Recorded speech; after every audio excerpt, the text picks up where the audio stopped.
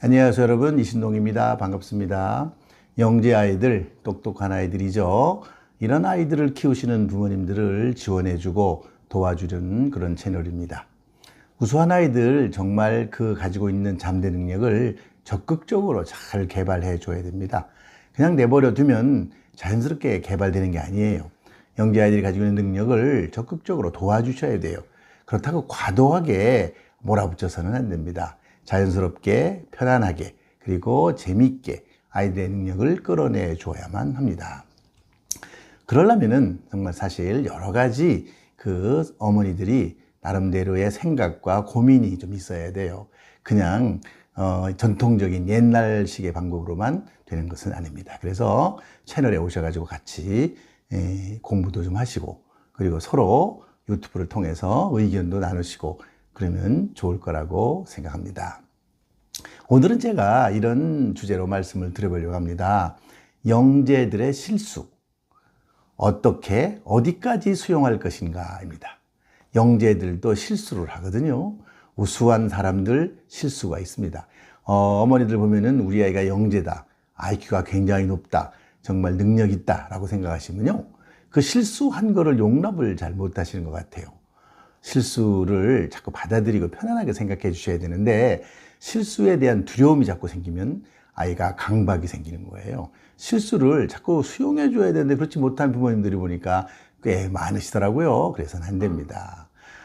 우리가 그 유명한 스티브 잡스, 애플 회사를 만든 사람이죠. 잘 알다시피 컴퓨터, 맥킨토시라고 하는 유명한 컴퓨터를 만들어서, 근데 한때는요, 이 스티브 잡스가요, 정말 그 회사를 자기가 만들어 놓고 그 회사에서 쫓겨납니다. 쫓겨나요. 왜? 자기가 만들어서 고집을 부려가지고 그 맥킨토시라는 컴퓨터를 너무너무 잘 만들었어요. 잘 만드는데 가격이 너무 비쌌던 거예요. 가격이 비싸가지고 안 팔리는 거야. 그래가지고 매출이 막 떨어지니까 회사의 이사들이 이 스티브 잡스를 쫓아냈던, 이것도 굉장히 큰 실수죠. 정말 우리나라도 그런 게 있어요. 삼성이라는 회사, 정말 아주 큰 세계적인 글로벌 회사죠. 삼성이 한때는 자동차 만든다고 그래가지고 자동차에 막 들어갔다가 삼성이 자동차 가지고는 재미를 못 봤죠. 또 현대도 그랬어요. 현대는 자동차 만드는 회사인데 사실 반도체 이런 거 만든다고 하다가 재미를 못 보고, 지금은 그 하이닉스라는 회사가 SK로 넘어가서 SK가 잘 운영을 하고 있죠. 이런 문제, 여러 가지 이런 아이들이, 아니면 훌륭한 그런 인물들도 실수를 할 수가 있습니다. 그러니까 실수를 어떻게 우리가 부모들이 그 우수한 아이들의 실수를 수용해 줘야만 하느냐 하는 것에 관한 얘기를 해보려고 합니다. 이 실수를 수용하거나 수용하지 못하거나 이런 문제가 아이들의 정서를 건드릴 수 있기 때문에 그렇습니다. 오늘 그래서 제가 세 가지로 압축을 해서 말씀드리죠.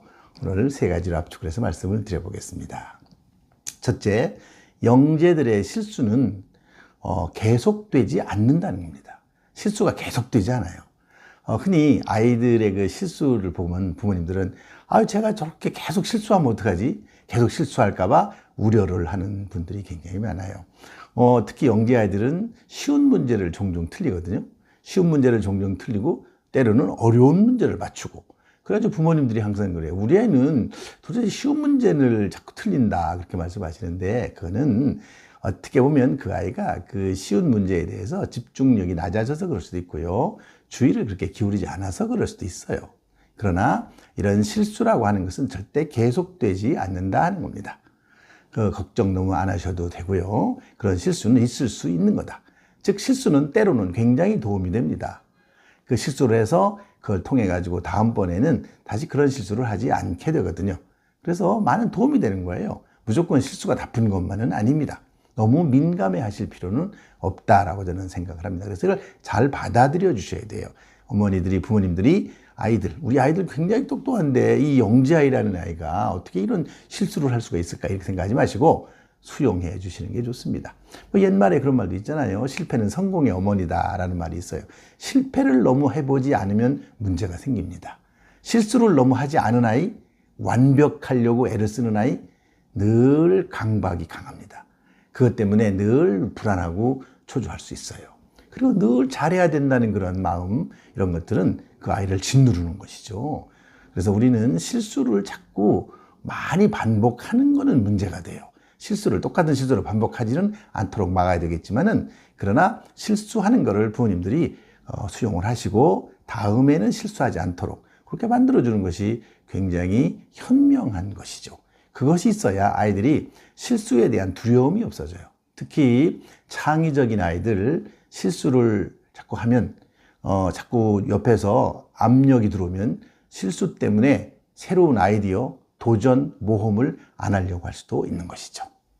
그 다음에 둘째는 지속적인 실수는 자아 개념을 낮춰요. 자아 개념을 낮춘다. 자아 개념이란 말은 자기 자신에 대한 어떤 신념, 개념 같은 걸 말하는 거예요. 신념. 나 자신을 어떻게 보느냐는 거예요. 나는 능력 있는 사람이다. 나는 능력이 별로 없는 사람이다. 나는 무능한 사람이다. 이런 게. 자아 개념이 높은 사람은 항상 자기 자신을 긍정적으로 보는 것이죠. 자기 자신의 전체적인 긍정성도 있지만은, 그러나 어떤 교과에 관한 것도 있어요. 국어에 대해서 나는 자신감이 있다. 수학에 관해서 나는 자신감이 있다. 나는 과학을 잘하는 사람이다. 이런 식으로 생각할 수 있어요. 그런데 어떤 특정 분야에서 계속적인 실수를 하게 되면은 이런 자아 개념이 자꾸 낮아져요. 시간이 많이 지나면서 실수가 반복되면 이런 것이 낮아질 수가 있어요. 그래서 이런 거를 부모님들이 잡아주셔야 돼요. 이걸 잘 잡아주시는 게 똑똑한 현명한 부모님이에요. 이 부모님들이 교육을 시키는 건 아이들에게 다 영향이 가는 겁니다. 그 교육 방법이 이제는 부모님들 세련된 교육 방법을 쓰셔야 돼요. 그냥 우리 아이가 똑똑하니까 똑똑한 그 자체로만 그냥 우리 아이 똑똑하니까 알아서 잘하겠지. 아니에요. 알아서 잘하지 않습니다. IQ 높은 아이들, 학교에서 성적 그렇게 높지 않은 아이들 굉장히 많습니다. 또 IQ는 굉장히 높았는데 사회적으로 그렇게 뛰어난 일, 남들이 기대하는 수준의 그런 일들을 못하는 사람도 많이 있습니다. 그거는 바로 뭐냐면 그 아이가 가지고 있는 영재성을 개발시켜주는 과정에 문제가 있었다는 거예요. 상위 1% 아이다, 영재다, 상위 2%다, 상위 1%다 이렇게 우수한 아이들인 경우 계속 그 능력이 유지될 수 있도록 만들어주는 것이 필요한 거죠. 그래서 지속적인 실수를 하지 않도록 해야 돼요. 그러니까 한 번, 두 번 정도 실수는 그냥 봐주지만은, 그러나 그 이상의 반복적인 실수를 자꾸 하면은 안 된다는 거죠. 그래서 어떻게 되느냐? 자아 개념이 자꾸 부정적인데요. 예를 들면 수학 문제를 자꾸 틀려요. 자꾸 틀리면 어떤 일이 생기냐? 난 수학이 안 되는 사람인가 봐. 나는 수학이 잘 안 돼. 이런 식으로 자기 자신을 스스로 수학을 잘 못하는 사람으로 생각해버리는 그런 사례가 굉장히 많아요. 그래서 아이가 수학 문제에서 자꾸 실수를 하거나 그러면 그거의 난이도를 한번 보셔야 돼요.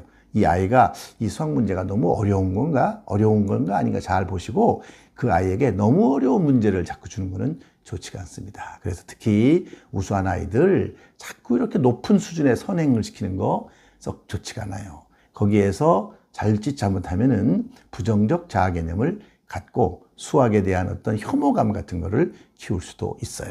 그래서 성공한 경험이 있게끔, 실패한 경험, 실수한 경험보다는 가급적이면 성공한 경험을 많이 갖게끔 환경을 조성해 주는 것이 굉장히 필요하다.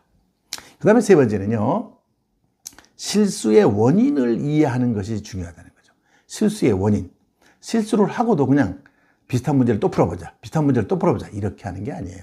그렇게 하시면 안 되고, 그 문제를 틀렸다, 아니면 뭐를 잘못했다, 그러면 그 실수를 한번 뒤집어서 봐야 돼요. 뒤집어서. 이렇게 돌이켜서 생각하는 거를 우리는 보통 이제 그 숙고라고 그래요. 숙고. 반성적 사고라고도 하고요. 숙고라고 그러는데, 또 복기라고도 해요. 복기. 복기가 뭐냐면 바둑을 두신 분들이 해서 나오는 말인데, 바둑을 다 두면 그 뒀던 걸 한번 거꾸로 다 이렇게 뒤집어서 보는 거죠. 되돌아가면서 다시 한번 해보는 거예요. 내가 실수를 어떻게 했나? 내가 여기서 뭘 잘못했나? 이런 거를 확인하는 것이죠. 그거에서 바로 실력이 만들어지는 겁니다. 우리 아이가 수학 문제를 자꾸 실수를 하면 그 실수한 문제를 자꾸 풀게 하지 말고 한 번쯤 그거를 되짚어보는 일이 굉장히 필요해요. 무엇 때문에 틀렸는지, 무엇 때문에 문제가 발생했는지, 무엇 때문에 실수를 했는지를 알아보는 것이 굉장히 필요하다. 부모님들은 그거를 잘 유도해 주셔야 돼요. 아이가 다시 한번, 너 이제 문제를 틀렸다, 실수를 했다, 그거에 너무 집착하지 말고 네가 왜 실수를 했는지, 뭐가 잘못됐는지를 한번 돌이켜보는 그런 시간을 갖는 것이 필요해요. 영재들도 실수합니다. 우리나라에서도 아주 뛰어난 사람들, 기업을 운영하는 그런 사람들 다 실수를 해요. 그래서 실수하면 또 번복하고 바꾸고 그래가지고 방법을 다리하고 해가지고 다시 성공으로 나아가는 것이 필요합니다. 실수를 해서 그 실수에 그냥 짓눌려가지고 아주 부정적 자아 개념을 얻고 그냥 포기하는 그런 사람으로 되면 안 되고요. 실수를 통해서 더 큰 성공을 얻을 수 있도록 만들어 나가는 것이 굉장히 필요하다. 그렇게 말씀드릴 수가 있습니다. 오늘 제가 영재들의 실수, 어떻게, 어디까지 수용할 것인가 라는 그런 주제로 말씀드렸습니다. 정리를 하자면은 첫째는 영재들의 실수는 반드시 계속되는 건 아니다 하는 것을 이해해 줘야 되고요. 둘째는 지속적인 실수는 자아 개념을 낮춘다. 자아 개념을 부정적으로 만든다 하는 것이고, 셋째는 실수의 원인을 제대로 이해하는 것이 중요하다. 이렇게 말씀드릴 수가 있습니다. 그래서 영재 아이들이 실수를 하더라도 부모님들이 이거를 잘 수용해야 됩니다. 너는 왜 도대체 이렇게 자꾸 아이한테 공격하거나 압력을 넣거나 그래가지고 아이가 굉장히 실수를 하지 않으려고 그냥 굉장히 압력을 자기 자신한테 막 준다든지 압박을 받는다든지 이렇게 만들어서는 안 돼요. 실수도 때로는 굉장히 도움이 되는 일들이 많아요. 실수를 잘 활용하는 능력을 아이에게 길러주는 것이 필요할 거라고 생각합니다. 오늘은 여기까지 하겠습니다. 감사합니다.